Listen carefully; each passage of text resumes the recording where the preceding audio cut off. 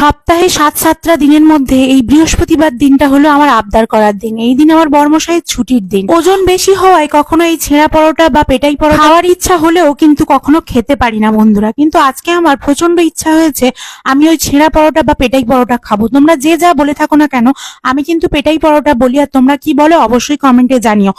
সেই কথা মতোই বর্মশাইকে আজকে বলেছিলাম আমার জন্য একটুকুনি পেটাই পরোটা এনে দেবে বর্মশাই। আমার বর্মশাই সকালবেলা উঠে বাজারে গেছে এবং তার সাথে পাউরুটি এনেছে, তার সাথে বাটার, কারণ আজকে হলো বৃহস্পতিবার।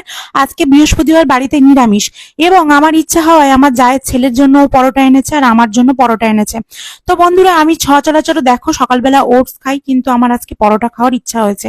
যথারীতি একদিন চিট ডায়েট করাই যায়। তারপর আমার হাজবেন্ড আবারও বাজারে যাচ্ছে, কারণ ও বিড়ালের জন্য মাংস আনতে ভুলে গেছে, আর কি কি আনতে ভুলে গেছে আমি বলতে পারছি না এখন, আপাতত মনে নেই। তো আবারও বাইকটা ঘুরিয়ে ও যাচ্ছে বাজারে, আর আজকে ও গ্যারেজে রং করবে, সুতরাং আজকে বোধহয় রং আনতে যাচ্ছে আর ব্রাশ আনতে যাচ্ছে।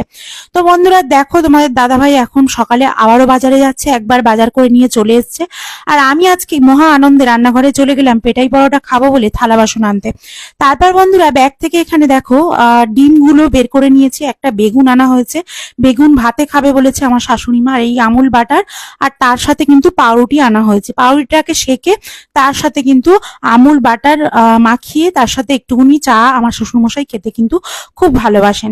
তো আজকের যেহেতু এই যে পরোটা আনা হয়েছে আমার জন্য, আমার জায়ের ছেলের জন্য, ও আবার সকালবেলা আইসক্রিম খাচ্ছে, মানে আমার জায়ের ছেলে।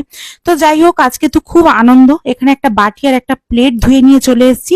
ছেঁড়া পরোটা বা পেটাই পরোটাকে খুলে তোমাদের দেখাই বন্ধুরা। আমি কিন্তু বলেছিলাম আমি আলুর দম খাই না, আমার জন্য আলুর দম যেন না আনা হয়, আমার জন্য যেন ঘুগনি আনা হয়।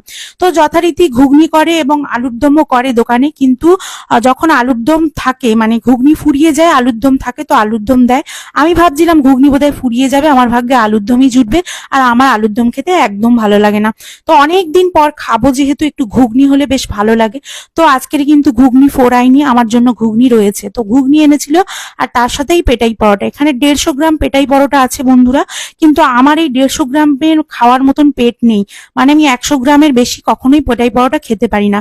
জয়রামপুর বড় কাছারিতে গিয়ে আমি পেটাই পরোটা বা ছেঁড়া পরোটা খেয়েছিলাম, কিন্তু 100 গ্রামের বেশি আমি কখনোই খেতে পারি না।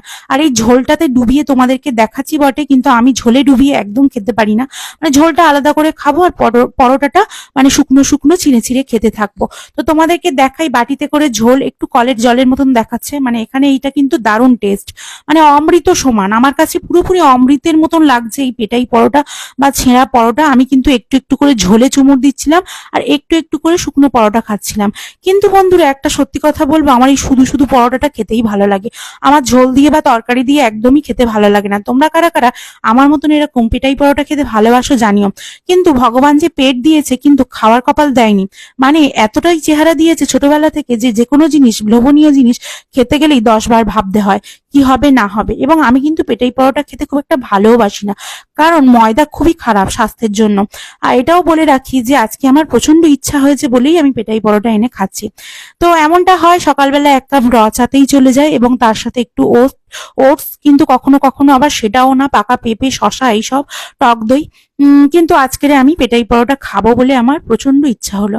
তো দেখো বন্ধুরা, আমি কিন্তু আজকে দারুণ আনন্দ করে, মজা করে এবং এনজয় করে এটাকে খাচ্ছি, আমার প্রচন্ড ভালো লাগছিল। আর তোমরা যারা যারা চিট ডায়েট করো, মানে ধরো সপ্তাহের মধ্যে 6 দিন ডায়েট করছো, একদিন চিট করতেই পারো। একদিন তোমরা ভাত, তার সাথে সাথে তোমরা যা যা খেতে ভালোবাসো, বিরিয়ানি, সেই দিন তোমরা খেতে পারো। তবে আমি বেশিরভাগ ঘরের খাবার খাই। আমার এক্সট্রিম লেভেলের ওয়েট, এবং আমার বর্মশায়েরও, আমাদের এতটা পরিমাণে হেভি ওয়েট যে আমি কখনোই নিজেদেরকে বলবো না যে আমরা রোজ রোজ পরোটা খাই বা সপ্তাহে একদিন খাই, হয়তো আমরা মাসে বা 3 মাস 2 মাস অন্তর একবার খেতে পারি। তো এতগুলো কথা আর বলার এটাই মানে, আমি যতটা চেহারাবান ততটাই হেলথ কনসাস, এবং ততটাই মেনে চলার চেষ্টা করি যাতে মানে খুব তাড়াতাড়ি খারাপ সময়টা না আমাকে দেখতে হয়। তো বন্ধুরা দেখো, ছেঁড়া পরোটার এতটাই আমি খেতে পেরেছি, বাকিটা কিন্তু আমি খেতে পারিনি। তো এই যে এবার গুছিয়ে তুলে রাখছি এই বাটির মধ্যে, আমার বর্মশাই যদি খায় খাবে, আর ও তো ছেঁড়া পরোটা খাবে না, ওর জন্য আনেনি, তো যদি আমার যা খায় খাবে। এবার বলবে আমি খেয়ে কেন জায়ের জন্য রেখে দিলাম, আমার যা পরোটা খায় না, কিন্তু তবুও আমি একটু খেয়েছি, ওকে বলবো যদি না খায় আমাদের কুট্টুসটা আছে ওকে দেব। তো যাই হোক, আমার যা একদম পরোটা লুচি খেতে চায় না, ওকে আর দিইনি, পরবর্তী সময়ে আমি কুট্টুসকেই দিয়ে দিয়েছিলাম।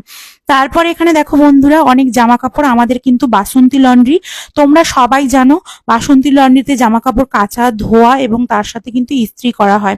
তো এই যে আমাদের জামা কাপড়গুলো আমরা পরি, দেখতে পাচ্ছ বন্ধুরা, এই জামা কাপড় কিন্তু সব আমাদের দোকান থেকেই ধোলাই কাচাই হয়ে ইস্ত্রি হয়ে এটাকে কিন্তু বাড়িতে আনা হয়েছে। তো প্রতিটা জামা কাপড় আমার এখনো পর্যন্ত নতুনের মতন হয়ে আছে। যেটা প্রথম থেকেই পরতাম যে চুড়িদার, সেটাও এখনো ভালো আছে। তো তোমাদের দাদা ভাইয়ের আর আমার জামা কাপড়গুলো এখানে আলাদা করছিলাম, তো আলাদা হয়ে গেছে। এদিকে তোমাদের দাদা ভাইয়ের প্যান্ট জামা আর ওদিকে আমার প্যান্ট জামা সবকিছু আলাদা আলাদা করে নিয়েছি। এবং ওই যে নিচে ওয়ার্ড্রোব গুলো আছে, ওগুলোতে থাকে তোমাদের দাদা ভাইয়ের জামা কাপড় আর আমার জামা কাপড় থাকে আলমারিতে। তো আমি আস্তে আস্তে গুছিয়ে তুলে রাখবো। আর তার আগে বলে রাখি, আমার স্নান হয়ে গেছে, রুটিও সেঁকে নিয়েছি, নিয়ে শ্বশুরমশাইকে দিলাম। আর এখানে মানি প্ল্যান্টটা দেখো, না এটা বাম্বু ট্রি, মানি প্ল্যান্ট বাইরে। তো এটা বাম্বু ট্রিটা তোমাদেরকে একটু দেখালাম। এটা কিন্তু ঘরের মধ্যে আমাদের খুব সুন্দর সবুজ কালার হয়ে আছে।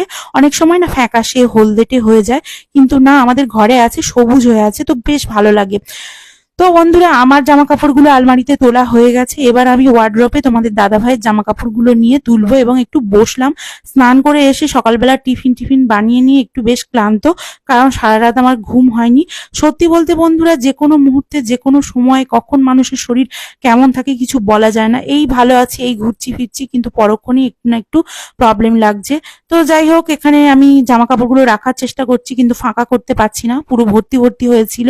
তারপর একটু একটু করে ফাঁকা করলাম এবং আস্তে আস্তে জামা কাপড়গুলো রেখে দিলাম। তোমাদের দাদা ভাই ও সকালবেলা তাড়াহুড়ো করে এবং টানাটানি করে বলেই এগুলো সব ভেঙে ছুটে যায়। তবে হ্যাঁ, তোমাদের দাদা ভাই কিন্তু খুব গুছোনো। তো এখানে ওর ওয়ার্ড্রপে জামা কাপড়গুলো রেখে দিচ্ছে, আরো কিছুটা রাখতে বাকি আছে। ঘর এখনো ঝাঁট দেওয়া মোছা হয়নি।